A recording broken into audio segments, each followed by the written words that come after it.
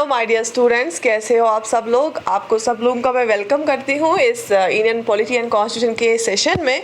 हम Indian polity और पूरा कॉन्स्टिट्यूशन रिवाइज करेंगे और उसके बाद मैं आपको एमसीक्यूज़ के थ्रू इंशाल्लाह एमसीक्यूज़ में आप जल्दी ही स्टार्ट करोगे क्योंकि ये 5th लेक्चर है अब। और एमसीक्यूज़ के थ्रू हम पूरा इसका जो है सारे एमसीक्यूज़ करके सारे कॉन्सेप्ट्स को हमारा रिविजन भी हो जाएगा और कॉन्सेप्ट्स और क्लियर होते जाएंगे, राइट। और उसके साथ साथ हम जो है करंट अफेयर जितना भी 1-2 सालों का इंडियन पॉलिटी का है वो भी करेंगे। So do follow the series and watch this video till and. Okay, आज का जो लेक्चर है इसमें हम रिवाइज करेंगे किसको, फंडामेंटल राइट्स को, ठीक है। Fundamental rights and fundamental duties two important chapters हैं इसमें। और फंडामेंटल राइट्स तो सबसे ज़्यादा इंपॉर्टेंट है, आपने खुद भी सुना होगा फंडामेंटल राइट्स के बारे में और फंडामेंटल क्यों उनको बोलते हैं। तो सारी चीज़ें हम इंपॉर्टेंट जितनी भी from exam point of view से है वो हम देख लेते हैं आज, राइट। Okay,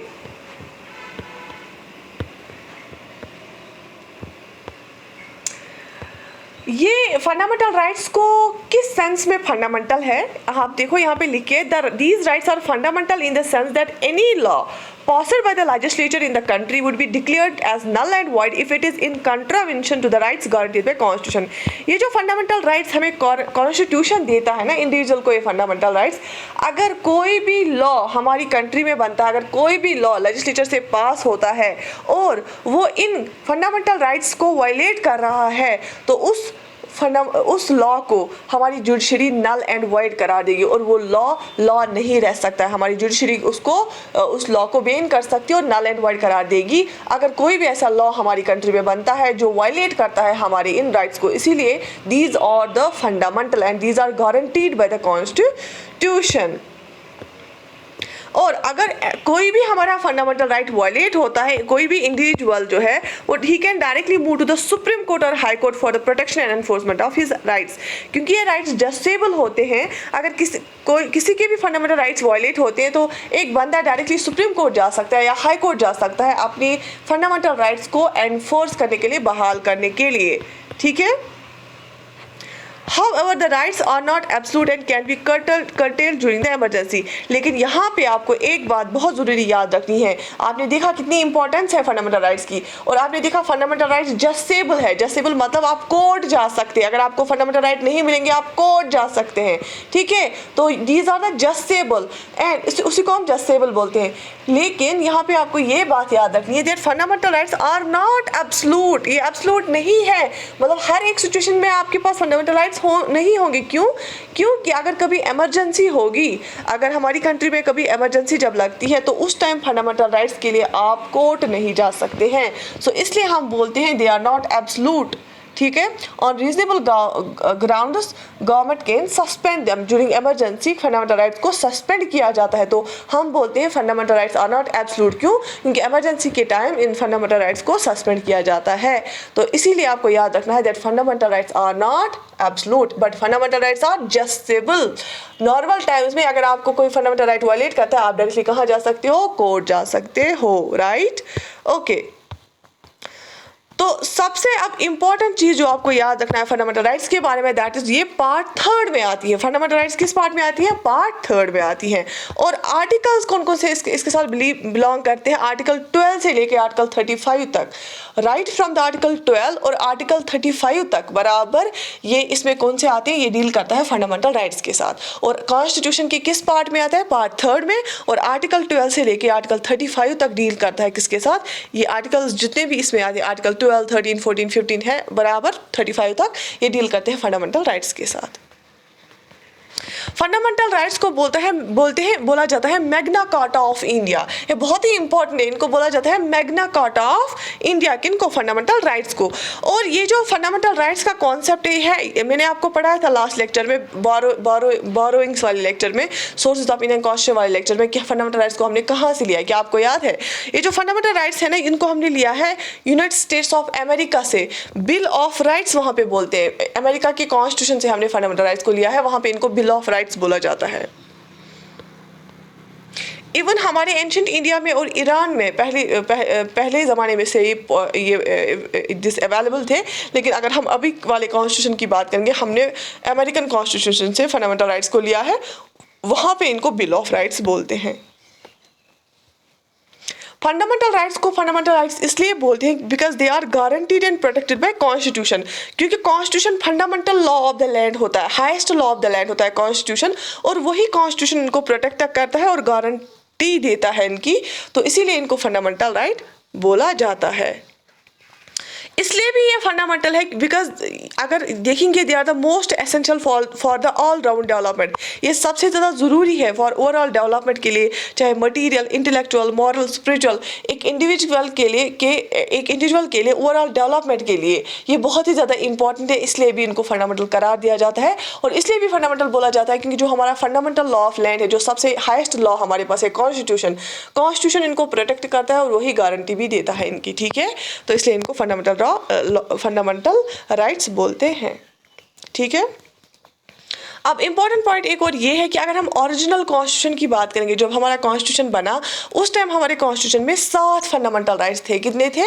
7 fundamental rights. लेकिन एक चेंज की गई कॉन्स्टिट्यूशन में, एक मॉडिफिकेशन लाई गई कॉन्स्टिट्यूशन में, किससे? 44th कॉन्स्टिट्यूशनल अमेंडमेंट एक्ट से, जो कि 1978 में हुआ। 44th कॉन्स्टिट्यूशनल अमेंडमेंट एक्ट से चेंज लाई गई जो कि 1978 में हुआ, और उससे क्या हुआ, एक फंडामेंटल राइट को डिलीट किया गया। अब 7 थे, एक को डिलीट किया, कितने बचे? 6। अब हमारे पास कितने हैं? 6 फंडामेंटल राइट्स हैं। तो 44th कॉन्स्टिट्यूशनल अमेंडमेंट एक्ट से चेंज लाया गया और जो हमारे 7 फंडामेंटल राइट्स हैं उनमें से एक फंडामेंटल राइट को डिलीट किया गया और हमारे पास अब कितने हैं? 6 फंडामेंटल राइट्स हैं, ठीक है। एक हमारा फंडामेंटल राइट था राइट टू प्रॉपर्टी, उसको डिलीट किया गया 44th कॉन्स्टिट्यूशनल अमेंडमेंट एक्ट से, और अब हमारे पास 6 फंडामेंटल राइट्स हैं। अब हम कुछ इंपॉर्टेंट आर्टिकल्स पढ़ेंगे जो कि फंडामेंटल राइट्स के साथ रिलेटेड है। सारे आर्टिकल्स पढ़ेंगे। देखो मैंने बोला आर्टिकल 12 से लेकर आर्टिकल 35 तक डील करता है किसके साथ? फंडामेंटल राइट्स के साथ। तो सबसे पहले देखते हैं आर्टिकल 12 क्या बोलता है। आर्टिकल 12 हमें बताता है डेफिनेशन ऑफ द स्टेट। अगर हम फंडामेंटल राइट्स के टाइम बोलते हैं कि स्टेट ऐसा करेगा, स्टेट वैसा करेगा, तो ये स्टेट होता क्या है ये हमें बताता है आर्टिकल 12। बेसिकली स्टेट हम गवर्नमेंट ऑफ इंडिया को, गवर्नमेंट ऑफ स्टेट को, जितनी भी गवर्नमेंट के एसोसिएटेड बॉडीज होती है, जितनी भी कॉन्स्टिट्यूशनल बॉडीज होती है, जितने भी एग्जीक्यूटिव बॉडीज होती है, वो आती है in the definition of state, ठीक है। पंचायत हो, म्यूनसिपलिटीज हो, वो भी स्टेट की डेफिनेशन में आ जाती है। तो आर्टिकल 12 हमें डिफाइन करती है किसको? स्टेट को। आर्टिकल 13 हमें क्या बताता है? Laws inconsistent with part 3 of fundamental rights. Article 13 हमें बताता है अगर कुछ लॉ बनता है हमारी कंट्री में, चाहे पार्लियामेंट बनाएगा, चाहे स्टेट लेजिस्लेचर बनाएगा, या कोई भी एग्जीक्यूटिव नोटिफाई करेगा, अगर वो हमारे फंडामेंटल राइट्स के खिलाफ है तो वो जुडिशरी उसको नल एंड वाइड करार देगी। तो जुडिशल रिव्यू की बात आती है। तो जुडिशरी देखती रहती है, जुडिशरी मॉनिटर करती है अगर कोई भी लॉ बनता है क्या ये मत हमारे सिटीजन्स के फंडामेंटल राइट्स के खिलाफ है, तो अगर है तो उसको नल एंड वाइड करार देता है। अब देखो, अब आर्टिकल नंबर 14 से लेके आर्टिकल नंबर 18 तक किसके अंदर आता है? राइट टू इक्वलिटी के अंदर। राइट टू इक्वलिटी में क्या आता है? अब हम पढ़ेंगे जो छह हमारे पास बचे ना फंडामेंटल राइट्स, उनको हम देखेंगे। सबसे पहला है राइट टू इक्वलिटी। क्या है? Right to equality. और इसमें कौन कौन से आर्टिकल आते हैं? आर्टिकल 14 से लेके आर्टिकल 18 तक आता है राइट टू इक्वलिटी में। और आर्टिकल 14 में 2 चीज़ें आती हैं, equality before law and equal protection of laws, ठीक है। Equality before law and equal protection of laws. तो लॉ के सामने सब इक्वल है और अगर लॉ प्रोटेक्ट करेगा वो सबको इक्वली प्रोटेक्ट करेगा। तो ये हमें आर्टिकल 14 बताता है। आर्टिकल 15 हमें बताता है prohibition of discrimination on the grounds of religion, race, caste, sex and place of birth. किसी के साथ भी भेदभाव नहीं होगा, किसी के साथ भी डिस्क्रिमिनेशन नहीं की जाएगी ऑन द ग्राउंड्स ऑफ ये रिलीजन के ग्राउंड पे, रेस के ग्राउंड पे, कास्ट के ग्राउंड पे, सेक्स के ग्राउंड पे, प्लेस ऑफ बर्थ के ग्राउंड पे। कि फॉर एग्जाम्पल कोई पानी पी रहा है पब्लिक टेप से, उसको ये नहीं बोल सकते कि आप हिंदू हो आप नहीं पी सकते हो, आप सिख हो आप नहीं पी सकते हो, आप मुस्लिम हो आप नहीं पी सकते हो। कोई भेदभाव नहीं किया जाएगा। अगर कोई डिस्क्रिमिनेशन करता है, अगर आपको कोई रोड पे चलने नहीं देता है क्योंकि आप किसी प्लेस ऑफ ओरिजिन से हो, या आपको कोई रोड पे नहीं चलने देता on the base of your sex, या आपको कोई पानी नहीं पीने देता, आपको कोई पब्लिक होटल में अंदर नहीं आने देता on the base of religion, race, caste, sex और प्लेस ऑफ बर्थ, तो उसको आप कोर्ट जा सकते हो और उसके खिलाफ कार्रवाई हो सकती है, क्योंकि हमारा फंडामेंटल राइट है, क्योंकि कोई हमारे साथ डिस्क्रिमिनेशन नहीं कर सकता है। ये हमें आर्टिकल 15 बताता है, ठीक है। Okay, equal opportunity of in matters of public employment article 16 हमें बताता है क्या, there shall be an equal opportunity in matters of public employment. अगर गवर्नमेंट कोई रिक्रूटमेंट निकालता है हर एक को इक्वल अपॉर्चुनिटी मिलेगी, ये हमें आर्टिकल 16 बताता है। हर कोई अप्लाई कर सकता है, हाँ मिनिमम एज होता है, मैक्सिमम एज होता है, बाकी कोई क्वालिफिकेशन होती है, अदरवाइज आपको ये नहीं बोला जाएगा कि आप फीमेल हो या आप मुस्लिम हो या आप हिंदू हो तो आप नहीं अप्लाई कर सकते हो। तो हर कोई अप्लाई कर सकता है गवर्नमेंट जॉब के लिए। आर्टिकल 17 की अगर हम बात करेंगे, ये हमें बताता है abolition of untouchability and prohibition of this practice.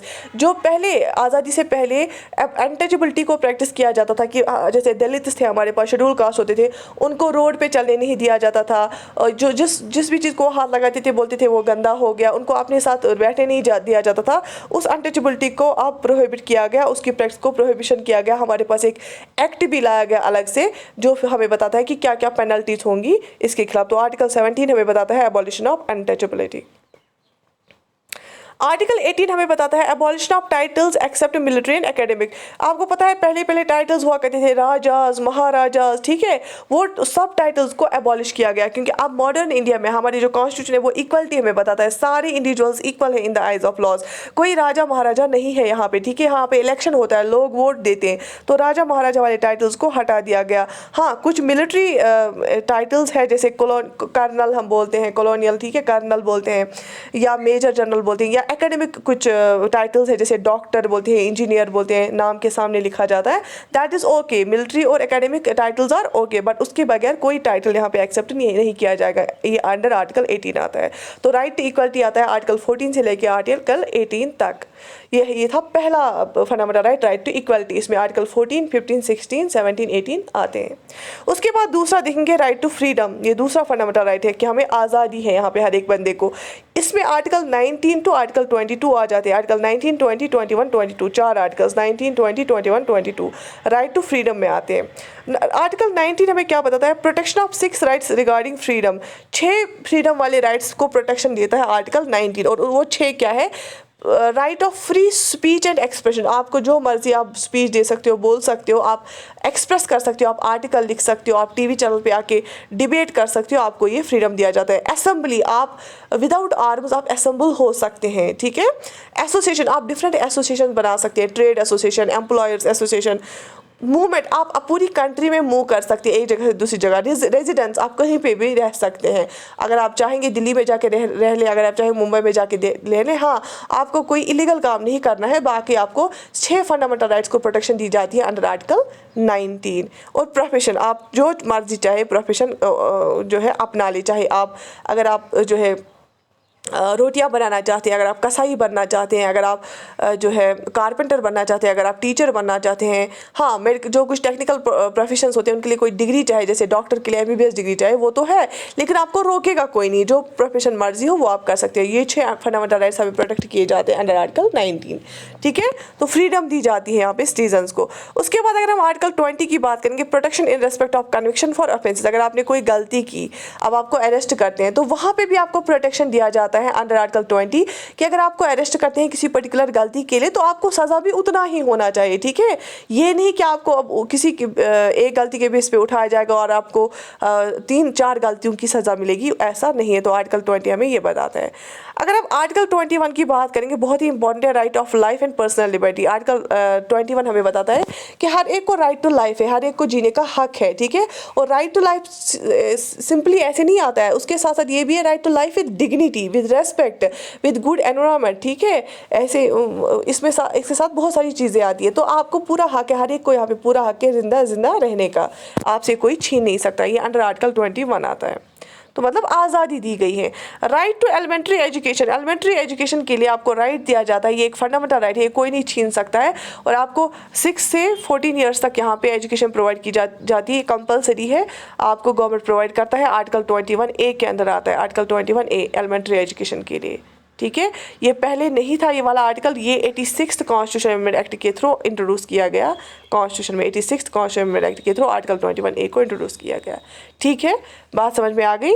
तो इसके बाद है आर्टिकल 22, ये जो राइट टू फ्रीडम में आती है 19 आर्टिकल से लेके 22 आर्टिकल तक। आर्टिकल 22 हमें बताता है protection against arrest and detention in certain cases. अगर आपको अरेस्ट किया जाता है या डिटेन किया जाता है, आपको बोला जाता है कि आपको किस बेसिस पे डिटेन किया जाता है, ठीक है, या आपको अरेस्ट किया जाता है। अगर आपको अरेस्ट किया जाता है, उनको पता है विद इन 24 आवर्स जो है मजिस्ट्रेट के सामने इसको लाना है, ठीक है। अगर जुडिशरी बोलेगी इसको छोड़ना है तो उनको छोड़ना है। तो इसके लिए आपको प्रोटेक्शन दी जाती है अंडर आर्टिकल 22, ठीक है। तो पहला हमने देखा राइट टू इक्वलिटी और दूसरा देखा हमने राइट टू फ्रीडम, दो फंडामेंटल राइट्स। और अब हम देखेंगे राइट अगेंस्ट एक्सप्लॉयटेशन, तीसरा फंडामेंटल राइट। इसमें आती है दो आर्टिकल्स, आर्टिकल 23 और आर्टिकल 24, राइट अगेंस्ट एक्सप्लॉयटेशन। इसमें कौन कौन से आर्टिकल आते हैं? आर्टिकल 23 और आर्टिकल 24। आर्टिकल 23 की बात करेंगे, prohibition of traffic in human beings and forced labour. Article 23 हमें बताता है कि इंसानों को बेचने वाला जो काम है वो यहाँ पे बिल्कुल प्रोहिबिट किया गया है इंडिया में, और आपको ज़बरदस्ती कोई काम नहीं कराएगा, फोर्स्ड लेबर भी यहाँ पे बैन करके, ये हमें आर्टिकल 23 को 3 में बताया गया। जैसे खास तौर पे लड़कियों को बेचने का काम करते थे बहुत सारे लोग, तो ह्यूमन ट्रैफिकिंग यहाँ पे बैन की गई है और फोर्स्ड लेबर भी यहाँ पे बैन किया गया है अंडर आर्टिकल 23। तो एक्सप्लॉइट कोई नहीं कर सकता है आपको, ये हमारा आपका फंडामेंटल राइट है। Prohibition of employment of children in factories under article 24। अच्छा, जो बच्चे लोग हैं up to 14 years of age, जो जहाँ पे एलिमेंट्री एजुकेशन बिल्कुल आपका फंडामेंटल राइट है, आपको कोई भी फैक्ट्रीज में जो है काम पे नहीं लगा सकता है, इस पे बैन किया गया अंडर आर्टिकल 24। तो दैट मीन्स चाहे लड़की हो, चाहे औरतें हो, चाहे बुजुर्ग हो, चाहे बच्चा हो, या कोई भी इंसान हो, चाहे नौजवान हो, कोई आपको एक्सप्लॉइट नहीं कर सकता है कि आपको फोर्स्ड लेबर पे लगाएगा, आपको बेचेगा, आपकी तालीम आपसे छीनेगा, आपको फैक्ट्री में काम करने के लिए बेचेगा। कोई आपको एक्सप्लॉइट नहीं कर सकता है। तो जो है फंडामेंटल राइट अगेंस्ट एक्सप्लॉइटेशन जो है वो है थर्ड फंडामेंटल राइट। उसके बाद फोर्थ की अगर हम बात करें, right to freedom of religion, ठीक है, right to freedom of religion.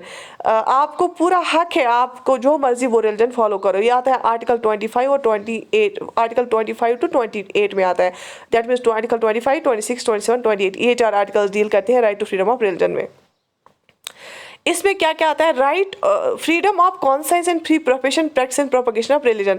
Article 25 हमें बताता है आपको जो मर्जी है, जो आपका ज़मीर बोलता है, जो आपको मर्जी है, वो रिलीजन आप प्रैक्टिस कर सकते हैं। आपकी मर्जी है, आप नमाज पढ़ना चाहे तो पढ़ लो, आपकी मर्जी आप पूजा करना चाहेंगे तो कर लो, आपकी मर्जी है अगर आप गुरुद्वारा जाना चाहेंगे तो कर लो, जाओ। तो आपको गवर्नमेंट कुछ नहीं बोलेगा, ये आपकी मर्जी है, जो आप प्रैक्टिस करना चाहेंगे रिलीजन वो आप कर सकते हैं अंडर आर्टिकल 25। आर्टिकल 26 हमें बताता है freedom to manage religious affairs. अब अगर आप किसी रिलीजन के साथ एसोसिएटेड है, अब उसकी आप चीज़ें संभाल रही हो, आप कोई भी उसका जो है मैनेजमेंट संभाल रहे हो, तो you can do that, it's your freedom, ठीक है। आर्टिकल 27 हमें बताएगा freedom from payment of taxes for promotion of any religion. अगर आप किसी भी रिलीजन को अपने लेवल पे प्रमोट कर रहे हो तो आपको कोई टैक्स नहीं लगेगा उस पर। हाँ, फोर्सफुल कन्वर्जन बैन है, फोर्सफुली आप किसी को कन्वर्ट नहीं कर सकते, वो बैन है, लेकिन आप स्प्रेड कर सकते हो अपना रिलीजन और आपको उस पर कोई टैक्स वैक्स नहीं लगेगा, ये हमें आर्टिकल 27 में बताया गया है। Freedom from attending religious instruction of और worship in certain educational institutions under article 28। Article 28 हमें ये बताता है, जैसे गवर्नमेंट स्कूल्स होते हैं, गवर्नमेंट स्कूल्स में आप कोई पर्टिकुलर वाली जो है रिलीजियस इंस्ट्रक्शन नहीं पढ़ा सकते, क्योंकि गवर्नमेंट स्कूल हर एक के लिए होता है। उसमें सिख भी हो सकता है, उसमें क्रिश्चियन भी हो सकता है, बुद्धिस्ट भी हो सकता है, जैन भी हो सकता है, हिंदू भी हो सकता है, मुसलमान भी हो सकता है।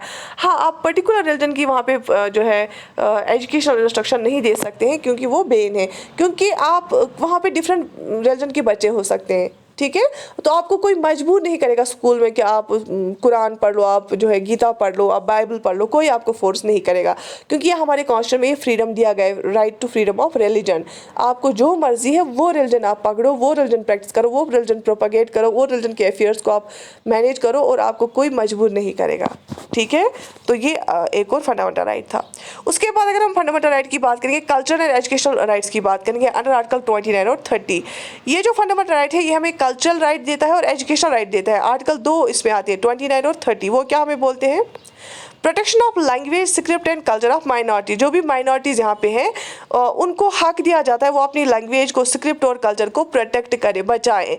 अब कॉन्स्टिट्यूशन में ये माइनॉरिटीज़ वर्ड डिफाइन नहीं किया गया है, अलबत्ता कोर्ट ने बताया कि 2 तरह की माइनॉरिटीज़ हो सकती हैं। एक तो लिंग्विस्टिक माइनॉरिटीज़, जो ऐसी कुछ माइनॉरिटी है जिनकी लैंग्वेज, जो कम लोग लैंग्वेज बोल रहे होंगे, या रिलीजियस माइनॉरिटीज़, या कुछ ऐसे लोग जो एक रिलीजन को फॉलो कर रहे होंगे और कम तादाद में होंगे, तो उनको पूरा हक दिया जाता है, वो लैंग्वेज को बचा सकते हैं, स्क्रिप्ट को और कल्चर को बचा सकते हैं, कोई उनसे वो कल्चर नहीं छीन सकता। ये हमें आर्टिकल 29 बताता है। Right of minorities to establish and administer education institutions, article 30। Article 30 ये बताता है कि जो भी हमारे पास माइनॉरिटीज़ है, चाहे लिंग्विस्टिक माइनॉरिटीज़ हो, कुछ ट्राइबल एरियाज़ में होती हैं, या रिलीजियस माइनॉरिटीज़ हो, ठीक है, यहाँ पे सिख रिलीजन माइनॉरिटी में है, मुस्लिम रिलीजन माइनॉरिटी में है, क्रिश्चियन माइनॉरिटी में, उनको पूरा हक है वो अपना एक एजुकेशन इंस्टीट्यूशन खोल सकते हैं। जैसे कि आपको पता होगा बहुत सारे मदरसा चल रहे हैं, हाँ गवर्नमेंट रजिस्ट्रेशन मस्ट है, लेकिन आप खोल सकते हो और उनमें आप जो है एजुकेशन प्रोवाइड कर सकते हैं अपने माइनॉरिटी के हिसाब से, ठीक है। जैसे मुस्लिम मदरसा से या मुस्लिम सेंट्स के नाम पे बहुत सारे स्कूल है, प्राइवेट स्कूल, लेकिन उनमें रजिस्ट्रेशन करके हैं गवर्नमेंट के साथ, ठीक है। तो हमें आर्टिकल 29 और आर्टिकल 30 माइनॉरिटीज़ को बचाती है, यहाँ पे वो भी फंडामेंटल राइट है। इसके बाद अगर हम देखें, मैंने आपको बोला कि एक फंडामेंटल राइट जो है, राइट टू प्रॉपर्टी को डिलीट किया गया bye 44th constitutional amendment act, वो था अंडर आर्टिकल 31, उसको डिलीट किया गया राइट टू प्रॉपर्टी, ठीक है। अगर हम इसके बाद देखेंगे, राइट टू कॉन्स्टिट्यूशनल रेमिडीज आता है अंडर आर्टिकल 32, इसको बोला जाता है heart and soul of constitution. क्या आर्टिकल 32 को बोला जाता है heart and soul of constitution, ये भी एक फंडामेंटल राइट है। आर्टिकल 32 इसको बोला जाता है heart and soul of constitution. ये राइट क्या है? Right to constitutional remedies. Basically ये जो आर्टिकल 32 है ये खुद भी एक फंडामेंटल राइट है, लेकिन ये दूसरे फंडामेंटल राइट्स को बचाने के लिए लाया गया है।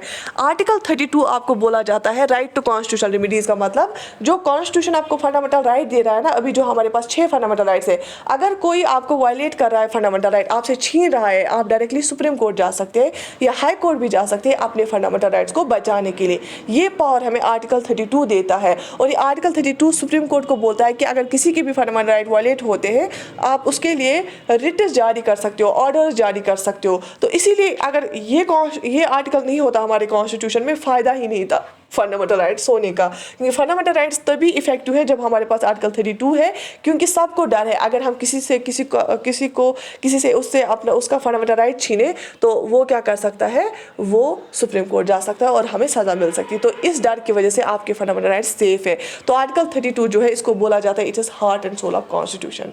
ठीक है, बात समझ में आ गई?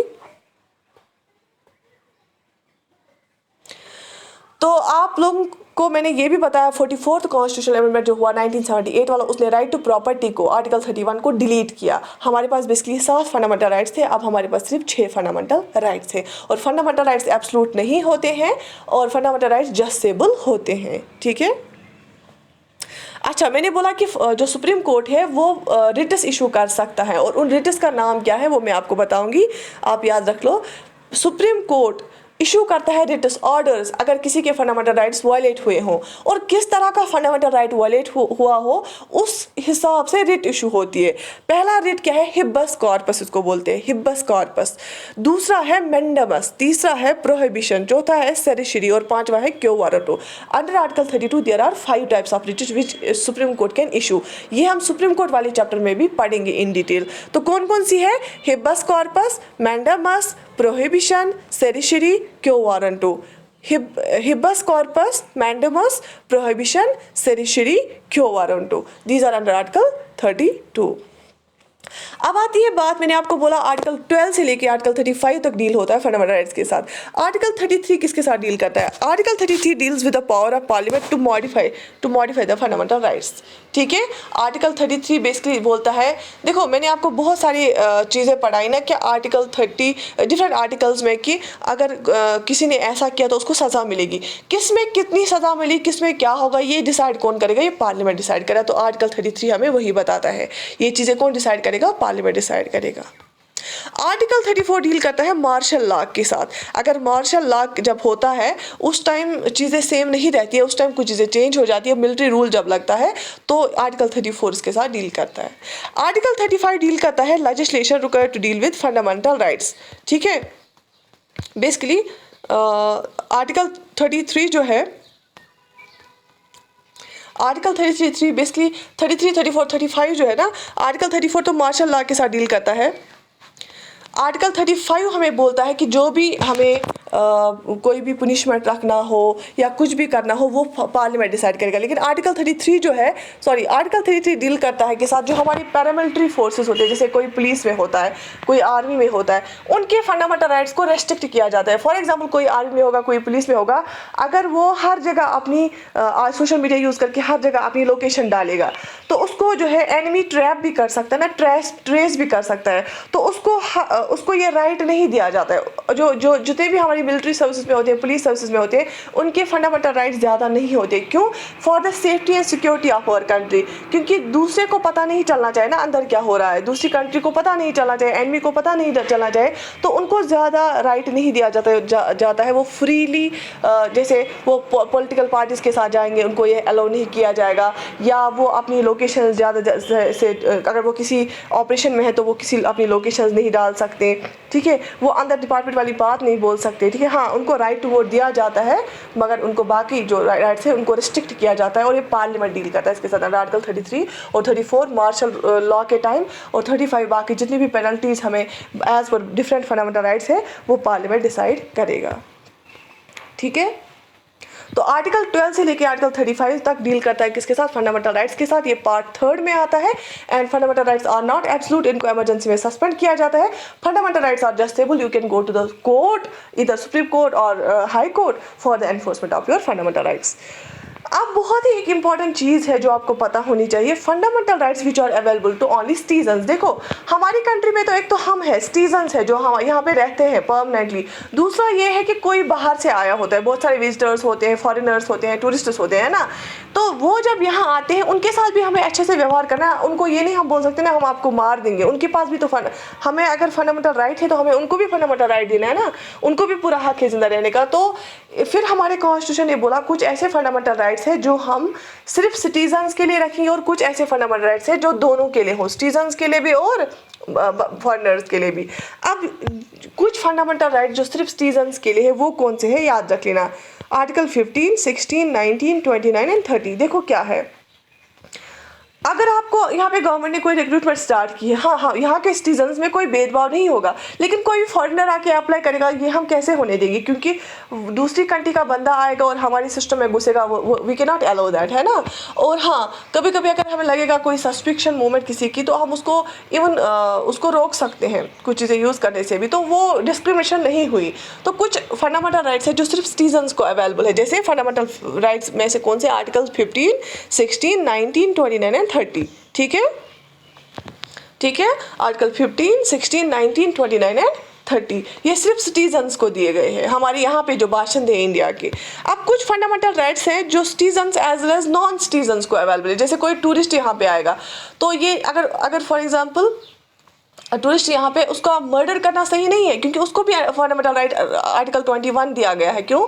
राइट टू लाइफ, उसको पूरा हक है यहाँ पे जिंदगी गुजारने का, ठीक है।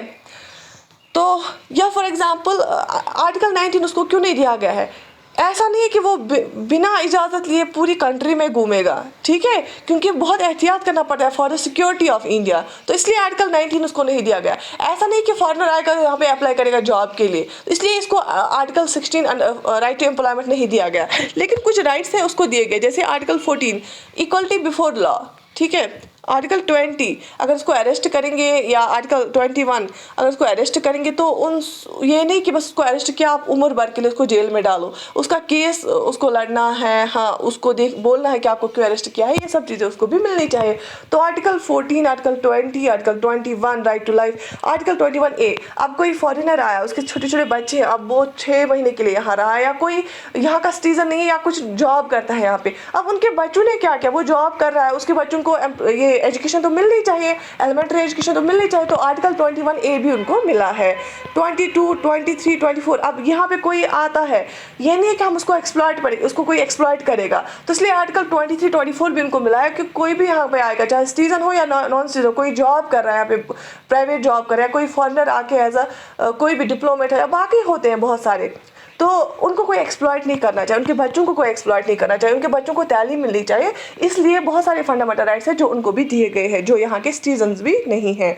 आर्टिकल 25 अगर कोई यहाँ पे ऐसे बाहर का वो यहाँ पे है, अब उसको थोड़ी बोलेंगे हम यहाँ पे आके आप पूजा करो या नमाज पढ़ो, अब उसका जो रिलीजन है वो तो वही चलाएगा ना।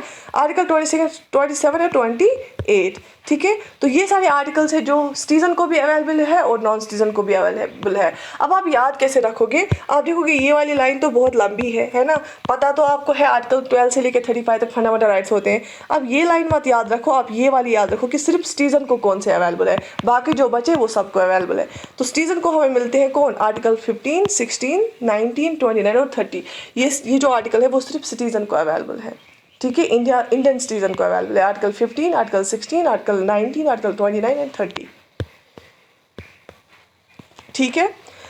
तो ये बहुत ही एक बड़ा चैप्टर है फंडामेंटल राइट्स। जितने भी मेन चीज़ें इसमें हैं जो आपको पता होनी चाहिए, बिल्कुल मतलब जो बेस है और जो आपको कोर है इस पर, तो ये सब चीज़ें जो है ये आपको पता होनी चाहिए, बिल्कुल पता होनी चाहिए।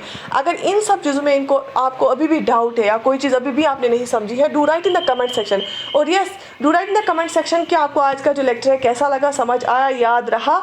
और बेसिकली ये मैंने एक रिविजन सीरीज स्टार्ट की है जो मैं असल में पॉलिटी पढ़ाती हूँ, जैसे स्पेशली केस बेस में है, वो हम बिल्कुल वर्ड टू वर्ड पढ़ाते हैं। वर्ड एक एक वर्ड की मीनिंग बोल के, एक एक लाइन एक्सप्लेन करके, सब क्लॉजेज, आर्टिकल्स, उनके सब clause, different parts, different schedules. No doubt हम इसमें सारा जो है इंडियन पॉलिटी और कॉन्स्टिट्यूशन रिवाइज करेंगे। तो बाकी अगर किसी को बैच में भी आना है वो JKS वाला 2023 वाला बैच ज्वाइन कर सकता है और वहाँ पे भी इन डिटेल पॉलिटी पढ़ सकता है, या बाकी कोई भी सब्जेक्ट पढ़ना होगा, you are most welcome. But yes, do subscribe to the channel and share this video with your friends and yes like the video. और ज़रूर मुझे बताइएगा कमेंट सेक्शन में कि ये सीरीज़ आपको कैसी लग रही है। I wish you all the best, take very good care of your self.